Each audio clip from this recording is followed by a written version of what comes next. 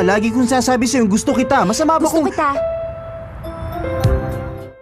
Pumanaw na ang sikat na Taiwanese actress na si Barbie Hsu dahil sa pneumonia na iniulat ngayong Lunes, February 3, 2025. Siya ay 48 years old.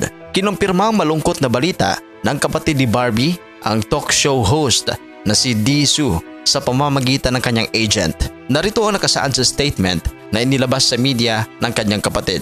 Our whole family came to Japan for a trip, and my dearest and most kind-hearted sister, Barbie Hsu, died of influenza-induced pneumonia and unfortunately left us. I was grateful to be her sister in this life and that we got to care for and spend time with each other. I will always be grateful to her and miss her. Gusto kita.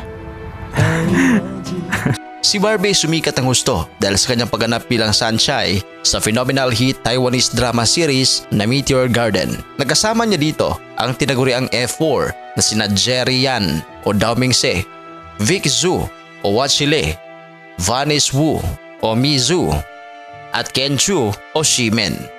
Naulila ni Barbie Hsu ang kanyang South Korean husband, ang singer na si DJ Ko Jun-yo, at ang kanyang 10-year-old daughter at 8-year-old son mula sa ex-husband nito na si Wang Xiaofei.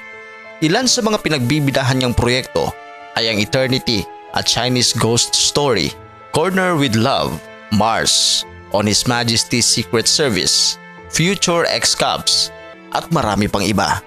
Ikinabigla naman ito ng mga Meteor Garden fans ang balitang pagpanaw sa aktres, lalo't napakabata pa nito sa edad na 48. Hindi naman malinaw pa sa ngayon kung kailan at saan eksaktong binawian ng buhay si Barbie. Para sa inyong reaksyon, please comment down below. Sa mga hindi pa nakapag-subscribe, huwag kalimutan na mag-subscribe sa Showbiz Caster. Maraming salamat po.